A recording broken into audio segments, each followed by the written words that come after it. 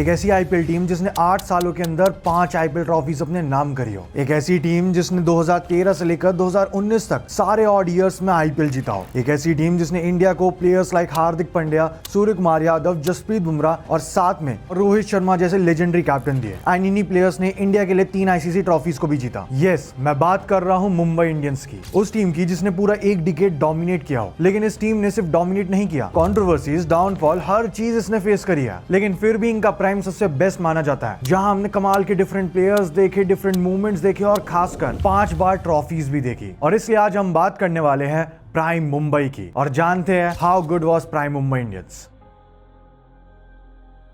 By the way, अगर आपको cricket से रिलेटेड प्रेडिक्शंस और इन्फॉर्मेशन के बारे में जानना है तो आप हमारे टेलीग्राम चैनल को ज्वाइन कर सकते हो, जिसका लिंक आपको डिस्क्रिप्शन और पिन कमेंट में मिल जाएगा।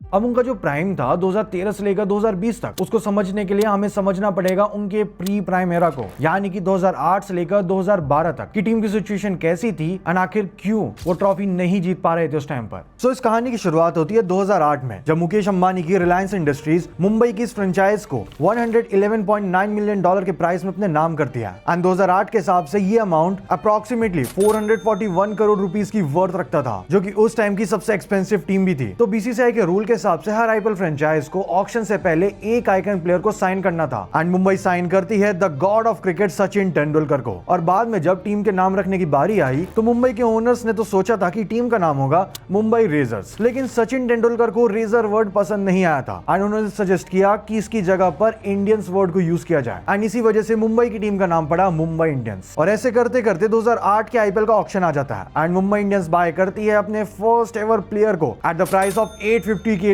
जो कि होते हैं हरभजन सिंह। इसी के साथ ये उस साल का सबसे एक्सपेंसिव बाय भी करते हैं, जो कि होते हैं Sanath Jayasuriya at the price of $975K। और इसी के साथ ये लसित मलिंगा, रॉबिनो थप्पा और शॉन पॉलक जैसे ट्रस्टेड प्लेयर्स को भी बाय करते हैं। लेकिन इनकी टूर्नामेंट में शुरुआत ही अच्छी नहीं रह पाती। आज सचिन तेंदुलकर, जो कि इनके कैप्टन भी होने वाले थे और साथ में आइकन प्लेयर भी थे, वो आईपीएल के अर्ली स्टेजेस में अवेलेबल ही नहीं हो पाए, आज वो ग्रॉइन इंजरी की वजह से सफर कर रहे थे। और आईपीएल अपना न्यू कैप्टन घोषित करती है हरभजन सिंह को। वेल, इतना काफी नहीं था तो ये अपना पहला मैच, जो कि आरसीबी के खिलाफ था, उसको खेलने उतरते हैं और उस मैच में पहले बैटिंग करते हुए 166 का टारगेट सेट कर देते हैं। लेकिन इस टारगेट को आरसीबी की टीम 19.4 ओवर में ही चेज कर लेती है। जिस हिसाब से टूर्नामेंट से पहले इस टीम की हाइप थी, आज ये सबसे एक्सपेंसिव फ्रेंचाइज थी, उस हिसाब से पहले मैच में इतना खास परफॉर्म ना कर पाना was very weird for them. Although उस मैच में एमआई के बॉलर्स ने फाइट दिखाई थी, बट अगले मैच में इनका और बुरा हाल होने वाला था। आज मैच था सीएसके के खिलाफ और उसमें चेन्नई अपने होम ग्राउंड पे 208 रन का टारगेट बना देती है, जिसके जवाब में मुंबई इंडियंस बस 202 रन ही बना पाती है। वेल, यहां तक तो सब ठीक था, मुंबई बस हार रही थी। लेकिन 25 अप्रैल 2008 को जो हुआ वो क्रिकेट हिस्ट्री की सबसे वर्स्ट थिंग में से एक थी। मैच था मुंबई वर्सेस पंजाब का। उस मैच में पंजाब पहले बैटिंग करते हुए 182 पे ऑल आउट हो जाती है और ऐसा लग रहा था कि मुंबई इस मैच में इस टोटल को आराम से चेज कर लेगी। लेकिन पंजाब के बॉलर्स मुंबई इंडियंस को 116 रन पे ही रोक देते हैं और इस मैच को 66 रन से पंजाब जीत जाती है, जिसके चलते मुंबई अपने तीनों मैच हार जाती है। अब सुनने में ये काफी नॉर्मल लग रहा होगा, राइट? पर असली एबनॉर्मल बात हुई मैच खत्म होने के बाद। जब प्लेयर्स हैंडशेक कर रहे थे तब श्रीसंत हरभजन सिंह को अप्रोच करते हैं एंड कहते हैं hard luck, but Harbhajan Singh काफी वायलेंटली रिएक्ट करते हैं और श्रीसंत के कान के नीचे एक थप्पड़ लगा देते हैं। लाइक मीडिया के सामने, सब फैंस के सामने, पूरे स्टेडियम में वो उन्हें थप्पड़ मार देते हैं एंड श्रीसंत का फेस बता रहा था कि उनको कितना हर्ट हुआ था उससे। और जब इस बारे में हरभजन सिंह से पोस्ट मैच इंटरव्यू में पूछा गया तो वो कहते हैं कि आप लोग मेरे से मैच के रिलेटेड ही क्वेश्चन करिए, जो कि बता रहा था कि उस टाइम पे उनके माइंड में कितना कुछ चल रहा होगा। ऑल्दो उस टाइम पर बीसीसीआई ने इस इंसिडेंट की क्लिप को उतना ज्यादा सर्कुलेट नहीं होने दिया, पर हरभजन सिंह को बीसीसीआई बाकी के पूरे सीजन के लिए बैन कर देती है एंड इवन इंटरनेशनल्स में 5 वनडे मैचेस के लिए भी उनको बैन कर दिया जाता है और फाइनेंशियल पनिशमेंट के तौर पे उन्हें उस सीजन की सैलरी देने से भी मना कर दिया जाता है और इस इंसिडेंट को नाम दिया जाता है स्लैप गेट इंसिडेंट। वेल, अब हरभजन सिंह के बैन होने के बाद टीम की कैप्टनसी दी जाती है शॉन पॉलक को और अगले मैच में डेक्कन चार्जर्स के अगेंस्ट अपने आईपीएल कैप्टनसी डेब्यू करते हुए वो मुंबई की लूजिंग स्ट्रीक को कंटिन्यू रखते हैं। डेक्कन चार्जर्स के बैट्समैन मुंबई इंडियंस के बॉलर्स को बुरे तरीके से डिस्ट्रॉय करके रख देते हैं, या मैं अगर क्लियरली बोलूं तो एडम गिलक्रिस्ट 155 के टारगेट को चेस करने आए एडम गिलक्रिस्ट 47 बॉल्स में 109 रन की नॉट आउट इनिंग्स खेल देते हैं। मुंबई अपने पहले आईपीएल सीजन में अपने स्टार्टिंग के 4 मैचेस हार जाती है। हालांकि अगले मैच में केकेआर के खिलाफ ये लूजिंग स्ट्रीक खत्म तो हो जाती है और इस जीत के साथ उनकी विनिंग स्ट्रीक भी स्टार्ट हो जाती है। आज अगले मैच में दिल्ली डेयरडेविल्स को 29 रन से हराकर 3rd थर्ड मैच में राजस्थान को 103 रन पे ऑल आउट करके मुंबई लगातार अपने 3 मैचेस को जीत जाती है। और उसके बाद जो उनका अगला मैच था वो था सीएसके के खिलाफ एंड इनके कैप्टन और icon player Sachin Tendulkar finally tournament में वापसी कर चुके थे। उस मैच में सीएसके को 157 पर रोककर जयसूर्या 114 रन की कमाल की नॉक खेलते हैं, जिससे एमआई उस मैच को जीत जाती है एंड ये उनके लगातार 4 मैचेस की जीत होती है। इस मैच के बाद अपने अगले 2 मैचेस भी मुंबई जीत जाती है, पर ये विनिंग स्ट्रीक ज्यादा नहीं चल पाती आज एमआई अपने अगले 3 मैचेस लगातार हार जाती है। और इसके बाद मुंबई इंडियंस अपने सीजन को आरसीबी के खिलाफ वाले मैच में 9 विकेट से जीत कर एंड करती है और लीग के एंड में टोटल 14 खेले गए मैचेस में 7 मैचेस जीतती है और 7 मैचेस हार जाती है, जिससे ये फिनिश करती है 5th पोजीशन पर। अब अगर हम इस सीजन को देखें तो स्टार्टिंग के मैचेस बहुत बुरे तरीके से हार रहे थे, जहां ये सचिन तेंदुलकर को लिटरली मिस कर रहे थे, हरभजन सिंह कंट्रोवर्सी में फंस गए थे एंड इवन प्लेयर्स की तरफ से ज्यादा परफॉर्मेंस नहीं आ पा रही थी। लेकिन उसके बाद ये मिड सीजन से उठते हैं, कमबैक करते हैं एंड इसी के साथ मुंबई इंडियंस एंट्री करती है 2009 के आईपीएल में। अब पिछले सीजन को देखकर ऐसा लग रहा था कि इस सीजन में ये कमबैक करेंगे एंड प्रोबेबली 5th पोजीशन से ऊपर ही एंड करेंगे एंड इवन इस साल प्रॉपर वे में सचिन तेंदुलकर कैप्टनसी करने के लिए भी आ चुके थे और साथ में हरभजन सिंह बैन खत्म होने के बाद इस सीजन वाइस कैप्टनसी संभाल रहे थे। लेकिन ये सीजन उतना खास नहीं जाता इस टीम के लिए, एज ये सीजन के एंड पर 14 खेले गए मैचेस में सिर्फ 5 ही मैचेस जीत पाते हैं और 8 मैचेस हार कर टेबल पे 7th पोजीशन पे फिनिश करते हैं। अब इतने खराब सीजन के बाद मुंबई इंडियंस टीम में चेंजेस करने का फैसला करती है। पहले तो वो कायरन पोलार्ड को साइन करती है, लिटरली ऑक्शन में पोलार्ड को वो $750K में अपनी टीम में शामिल करती है एंड इवन पिछले 2 सीजन इतने डिसअपॉइंटिंग होने के बाद मुंबई इंडियंस रॉबिन सिंह को अपना कोच साइन करती है एंड इवन ये 2007 से लेकर 2009 तक इंडियन टीम के फील्डिंग कोच भी थे, जिसमें 2007 का T20 वर्ल्ड कप भी इंक्लूडेड है and we all know how well India performed in 2007 T20 world cup. अब 2011 में ओडीआई वर्ल्ड कप होना था, जिसकी वजह से वानखेड़े स्टेडियम में रेनोवेशन हो रहा था एंड इसी वजह से मुंबई इंडियंस को अपना होम ग्राउंड बारबन स्टेडियम में शिफ्ट करना पड़ा। और इन चेंजेस के साथ मुंबई इंडियंस स्टार्ट करती है अपने 2010 के आईपीएल कैंपेन को और इस साल मुंबई इंडियंस के कैप्टन सचिन तेंदुलकर भी अच्छी फॉर्म में थे, आज वो इस सीजन में अपनी टीम के लिए अपना बेस्ट देते हैं और लीग स्टेज के एंड में मुंबई इंडियंस की टीम 14 खेले गए मैचेस में 10 मैचेस जीत जाती है और सिर्फ 4 ही हारती है, जिसकी वजह से वो फिनिश करती है पॉइंट्स टेबल के टॉप पे नंबर 1 स्पॉट पे। पर जिस हिसाब से डोमिनेट करते हुए मुंबई लीग स्टेज में खेली थी, वैसी मुंबई फाइनल्स में सीएसके के खिलाफ खेलती हुई नहीं दिखी। आज मुंबई उस मैच में 169 के टोटल को चेस करने उतरती है, लेकिन वो बस 146 पे ढेर हो जाती है एंड सीएसके इस मैच को 22 रन से जीत जाती है। वेल, इस मैच में भी कैप्टन सचिन तेंदुलकर अपने साइड से अपना बेस्ट देते रहे और मैच में फाइट करते रहे एंड सचिन तेंदुलकर का ये पीक ईयर भी इस सीजन के साथ खत्म होता है, जिसमें हमारे गॉड ने 15 मैचेस खेले और 618 रन मारे और साथ ही इतनी अच्छी परफॉर्मेंस की वजह से उन्हें ऑरेंज कैप भी मिली। अब इतने अच्छे सीजन के बाद जहां वो फाइनल्स तक गए थे, मुंबई इंडियंस इसी अच्छी फॉर्म को अगले सीजन में भी कंटिन्यू करते हैं और उस सीजन के एंड में 14 खेले गए मैचेस में 9 मैचेस जीतकर पॉइंट्स टेबल पे 3rd नंबर पे फिनिश करती है। अपने प्लेऑफ के पहले मैच में केकेआर के खिलाफ वो 4 विकेट से जीत जाती है, लेकिन क्वालिफायर 2 जो कि आरसीबी के खिलाफ था, उसमें मुंबई इंडियंस 43 रन से हार जाती है एंड इसी के साथ मुंबई इंडियंस की इस सीजन की कहानी खत्म हो जाती है। अब बार बार प्लेऑफ्स के क्वालिफाई करके भी क्वालिफायर्स में हारने के बाद मुंबई इंडियंस की टीम अपनी टीम के अंदर कुछ चेंजेस करती है। एक्चुअली कुछ नहीं,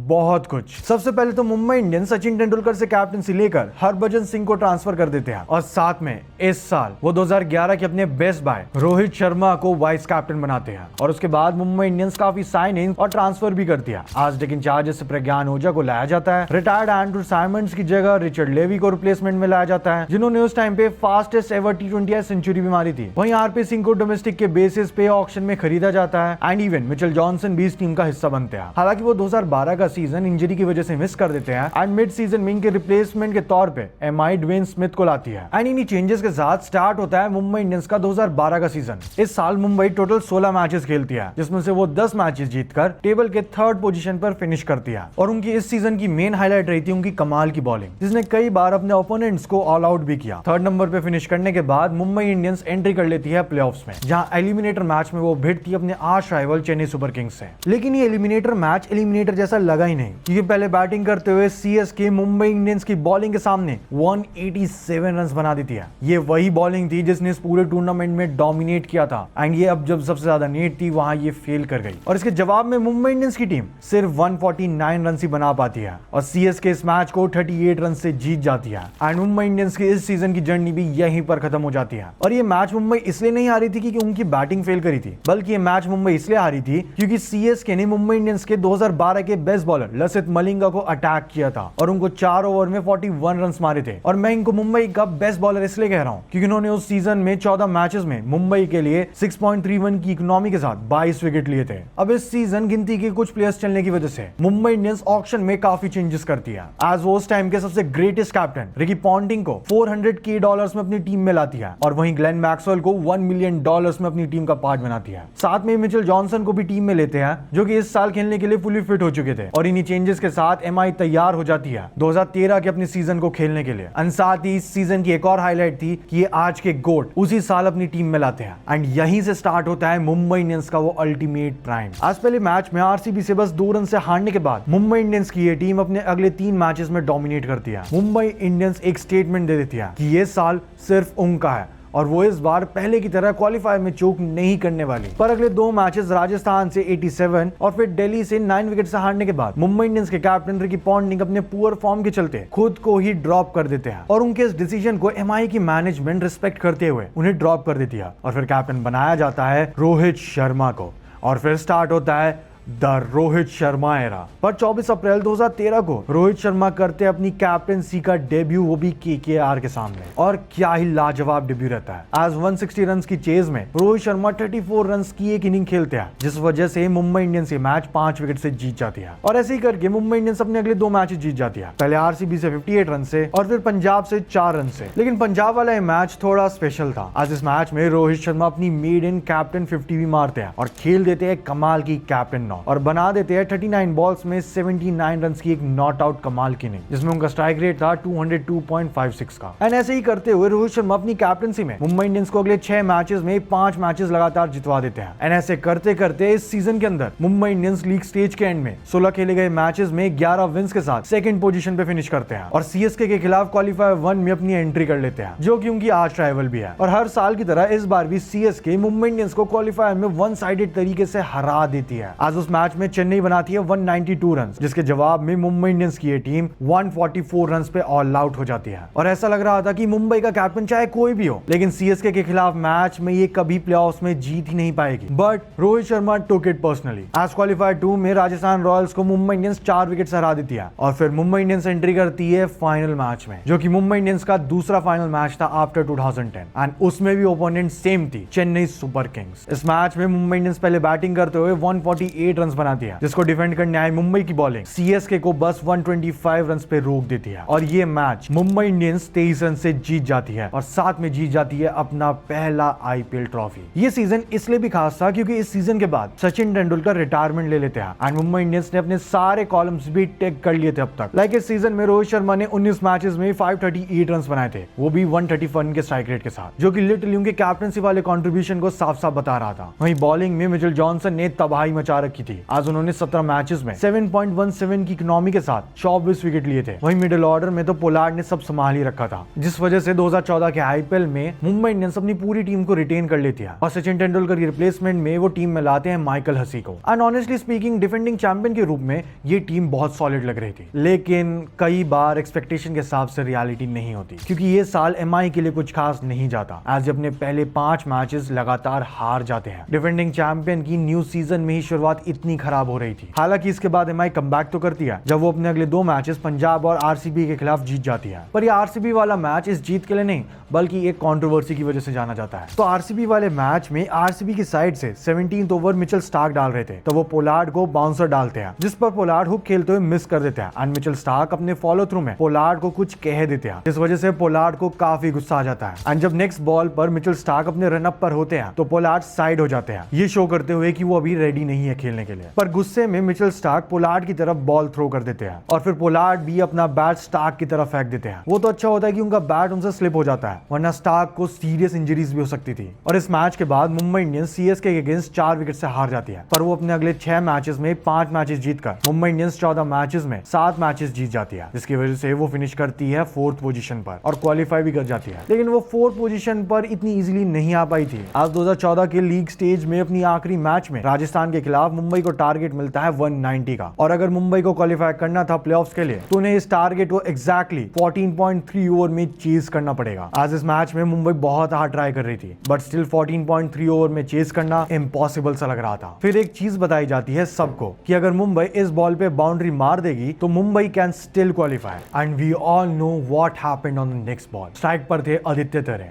बॉलिंग कर रहे थे जेम्स फॉकनर यॉर्कर ट्राई करते हैं बट वो मिस हो जाती है और वो आदित्य तरे के लिए लेग साइड पे फुल टॉस बन जाती है एंड उस बॉल को आदित्य तरे स्क्वायर लेग बाउंड्री पे फ्लिक करके 6 मार देते हैं, जिस वजह से एमआई क्वालिफाई कर जाती है। Like what a comeback from Mumbai Indians in a match they've already lost. इसके बाद अपने एलिमिनेटर मैच में मुंबई इंडियंस मिलती है अपनी आर्च राइवल सीएसके से और हमेशा की तरह इस साल भी सीएसके मुंबई इंडियंस के खिलाफ अपनी जीत की स्ट्रीक को कंटिन्यू रखती है। आज मुंबई के दिए गए 174 के टारगेट को वो इजीली 18.4 ओवर में चेस कर देती है और साथ में सीएसके एक बार फिर से मुंबई को बाहर कर देती है। अब देखा जाए 2015 के आईपीएल के लिए मुंबई की टीम काफी सॉर्टेड लग रही थी। पिछले साल उन्होंने इसी टीम के साथ क्वालिफाई किया था, तो इसी वजह से वो इस साल कुछ ज्यादा चेंजेस नहीं करते, लेकिन 2015 का सीजन थोड़ा अटपटा सा रहता है। आज स्टार्टिंग के 6 मैचेस में 5 मैचेस को बुरे तरीके से हार जाते हैं, लेकिन उसके बाद होता है comeback and Mumbai Indians league stage के एंड में 14 मैचेस में 8 मैचेस को जीत जाती है और सिर्फ 6 ही मैचेस हारती है, जिस वजह से वो फिनिश करती है टेबल पे 2nd पोजीशन पर और क्वालिफाई कर जाती है प्लेऑफ्स के लिए। इस सीजन में भी पोलार्ड की तरफ से एक हाईलाइट रही और वो भी आरसीबी के खिलाफ ही। सो आरसीबी वाले मैच में मुंबई इंडियंस पहले बैटिंग करते हुए 209 रन जड़ देती है और आरसीबी को टारगेट देती है 210 रन का। और जब आरसीबी की तरफ से गेल ये टारगेट चेस करने आते हैं तो पोलार्ड गेल को कुछ ना कुछ कह रहे थे एंड ऑब्वियसली दोनों कैरिबियंस हैं, इंटरनेशनल टीम में साथ में खेलते हैं, but still on field umpire Pollard को शांत रहने को कहते हैं और पोलार्ड उसके बाद डगआउट में चले जाते हैं और फिर आते हैं वो एक ब्लैक सर्जिकल टेप पहन के ग्राउंड पर। एंड ऑब्वियसली ये कोई प्लेयर्स के बीच में टेंशन नहीं थी, पर उस सीजन ये चीज एक बड़ा मुद्दा बनी थी। एंड ऑल्सो इस सीजन की एक और मेन हाईलाइट थे, वो थे हार्दिक पांड्या, जिन्होंने इस सीजन काफी अच्छा खेला था। आज जब मैच केकेआर के खिलाफ था और इस मैच में मुंबई इंडियंस के बैट्समैन 12.4 ओवर के बाद 79 फॉर 4 पर आ चुके थे और इस मैच में पोलार्ड भी काफी स्ट्रगल करते हुए नजर आ रहे थे, लेकिन मुंबई को क्या पता था उनके पास एक इंडियन क्लच गॉड भी है जिसका नाम है हार्दिक पांड्या, जो कि 31 बॉल्स में 8 चौके और 2 छक्के के साथ 61 रन जड़ देते हैं, जिससे वो मुंबई इंडियंस के टारगेट को 171 पे ले जाते हैं एंड फिर बाद में मुंबई इंडियंस ये मैच 5 रन से जीत जाती है। और क्वालिफाई करने के बाद क्वालिफायर 1 में इनको मिलती है अपनी क्रिप्टोनाइट चेन्नई सुपर किंग्स, इनके ऑल टाइम आर्च राइवल। पर इस बार मुंबई इंडियंस पूरी तैयारी के साथ आई थी और क्वालिफायर 1 में Mumbai Indians Chennai super Kings को 188 का टारगेट देती है, जिसके जवाब में चेन्नई सुपर किंग्स 162 पे ही ऑल आउट हो जाती है और उसके बाद फाइनल में एक बार फिर से उनका मुकाबला होता है चेन्नई सुपर किंग्स के साथ, जस्ट लाइक 2013 फाइनल। एंड इस बार भी सेम ही स्क्रिप्ट फॉलो होती है। आज इस मैच में वो चेन्नई को 203 रन का टारगेट देकर 41 रन से हरा देते हैं, वो भी एक प्योर डोमिनेशन के साथ, और अपनी 2nd आईपीएल ट्रॉफी अपने नाम करते हैं। एंड यहाँ पे एक इंटरेस्टिंग बात यह है कि इस पूरे डिकेड में मुंबई इंडियंस अपनी सारी ट्रॉफीज ऑड ईयर्स में जीतती है, 2013, 2015, 2017, 2019 और सिर्फ एक इवन ईयर 2020। एंड इसी हिसाब से 2016 में वो परफॉर्म कहाँ ही करने वाले थे, ऑल्दो 2014 में वो एलिमिनेटर्स तक गए, लेकिन इस बार वो अपने ऑड वाले फॉर्मूला पे वर्क करना चाह रहे थे और इस टूर्नामेंट में वो 7 विन के साथ 5th पोजीशन पर एंड करती है। और फिर आता है एक और ऑड ईयर, यानी कि साल 2017, जब ये टीम में वापस लाते हैं मिचेल जॉनसन को, इनके पुराने ट्रस्ट बाय, और इस season Mumbai Indians literally dominate करते हैं। आज लीग स्टेज के एंड में वो 14 मैचेस में 10 मैचेस जीतकर टेबल के टॉप पे फिनिश करती है with 20 point and easily playoffs के लिए क्वालिफाई कर जाती है, जहां को क्वालिफायर 1 में मुकाबला होता है पुणे के सामने, लेकिन वहां पर ये अल्ट्रा डोमिनेशन वाली टीम थोड़ी एक्सपोज हो जाती है। आज उस मैच को 20 रन से हार जाते हैं। हालांकि क्वालिफायर 2 में केकेआर के खिलाफ मुंबई इंडियंस की बॉलिंग इनको वो मैच जितवा देती है, जिसकी वजह से ये अपनी एंट्री कर लेती है फाइनल में फिर से पुणे के खिलाफ एंड ये फाइनल बन जाता है आईपीएल हिस्ट्री का one of the best final match. आज इस मैच में मुंबई इंडियंस सिर्फ 1 रन से इस मैच को जीतती है और अपनी 3rd आईपीएल ट्रॉफी को लिफ्ट करती है। इस पॉइंट तक मुंबई इंडियंस ने काफी लेजेंडरी प्लेयर्स दे दिए थे, फिर चाहे मैं बात करूं हार्दिक पांड्या की, Rohit Sharma as a captain हो या फिर जसप्रीत बुमराह, ये तीनों ही इंडियन प्लेयर्स को मुंबई ने काफी बैक किया था एंड इसी इंडियन कोर के ऊपर हमने एक डेडिकेटेड वीडियो भी बना रखा है। अगर आपको वो वीडियो देखना है आप आई बटन पे क्लिक करके उसको देख सकते हो। अब फिर आता है 2018 का season and as I said before, even number में ये अभी कहां करने वाले थे कुछ खास, और इस साल भी कुछ ऐसा ही होता है। ऑल्दो ये क्वालिफिकेशन के काफी पास आ गए थे, लेकिन दिल्ली बीच में खड़ी थी, वही दिल्ली जो कि अपने लिटरली वर्स्ट फॉर्म से गुजर रही थी उस टाइम पर, वो इनको लास्ट मैच में जीतने नहीं देते और मुंबई क्वालिफाई नहीं कर पाती और लीग स्टेज के एंड में मुंबई इंडियंस 6 मैचेस जीतकर 5th नंबर पे फिनिश करती है। लेकिन फिर आता है इनका फेवरेट ऑड ईयर, साल 2019, जिसमें ये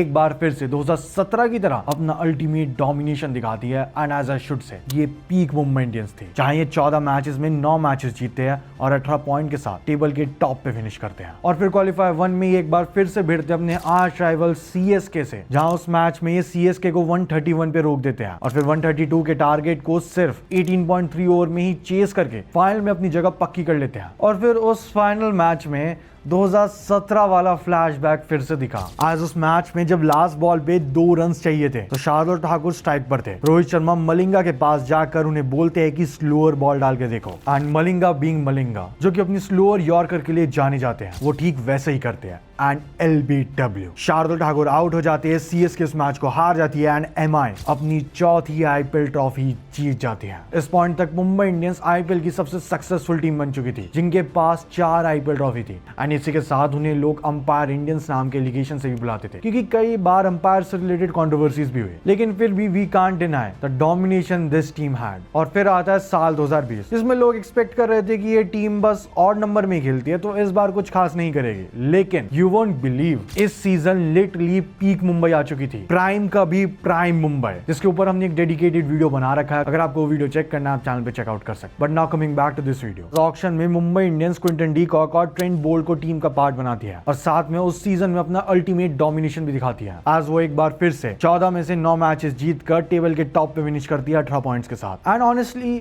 इस बार ऐसा लग रहा था कि ये पूरा सीजन सिर्फ मुंबई के लिए ही बना है, क्योंकि इस सीजन इनके अलावा बस दिल्ली ही परफॉर्म कर रही थी अच्छा, जिस वजह से किसी और टीम का चांस बनता ही नहीं था इस सीजन। और क्वालिफायर 1 में उनका सामना होता है दिल्ली से ही, जो कि इस सीजन की सेकंड बेस्ट टीम थी। एंड उनको सेकंड से बेस्ट टीम किसने नहीं बनने दिया? मुंबई इंडियंस की इस प्राइम टीम ने। पहले क्वालिफायर 1 मैच में वो दिल्ली को 201 का टारगेट देती है, जिसके जवाब में मुंबई की बॉलिंग दिल्ली को 143 पर ही रोक देती है और फिर फाइनल में उनका 157 का इजी टारगेट 18.4 ओवर में ही चेस कर लेती है, जिसके साथ वो 8 साल के अंदर अपनी 5वीं आईपीएल ट्रॉफी जीतती है और साथ में आईपीएल की सबसे सक्सेसफुल टीम का रिकॉर्ड अपने नाम करती है। एंड इतने डोमिनेशन के बाद सब यही एक्सपेक्ट कर रहे थे कि अगले आने वाले साल में बहुत अच्छा परफॉर्म करेगी और भी ट्रॉफी जीतेगी। लेकिन 2021 से लेकर 2026 आ गया और मुंबई इंडियंस एक भी फाइनल नहीं खेल पाई है एंड ये लिटरली मुंबई इंडियंस का डाउनफॉल चल रहा है। पहले 3 सीजन में रोहित शर्मा कैप्टनसी कर रहे थे, जिनके अंडर टीम कुछ ज्यादा खास नहीं कर पाए, लेकिन फिर कैप्टनसी दी जाती है हार्दिक पांड्या को, वो भी बहुत सारी कंट्रोवर्सी के बाद, एंड उनके अंडर भी टीम कुछ खास नहीं कर पाई। और किसी ने भी नहीं सोचा था कि आईपीएल की सबसे सक्सेसफुल टीम, जिसके पास 5 आईपीएल ट्रॉफीज थी सबसे पहले 2020 में, वो अपने अगले 6 सीजन में गंदे वे में फ्लॉप होगी एंड लिटरली उनका डाउनफॉल हो जाएगा। इस डाउनफॉल के ऊपर हमने एक डेडिकेटेड वीडियो बना रखा है, अगर आपको वो देखना है तो आप चैनल पे चेकआउट कर सकते हो। इन सभी ईयर्स में आपका फेवरेट ईयर कौन सा था, आप कमेंट में जरूर बताना। That's it for this video. अगर आपको प्राइम सीएसके के ऊपर वीडियो देखना है तो यहाँ पर क्लिक करो। अगर आपको ये जानना है कि ऋषभ पंत ने आईपीएल में कैसे स्कैम किया तो यहाँ पर क्लिक करो। Thanks for watching, see you in the next one.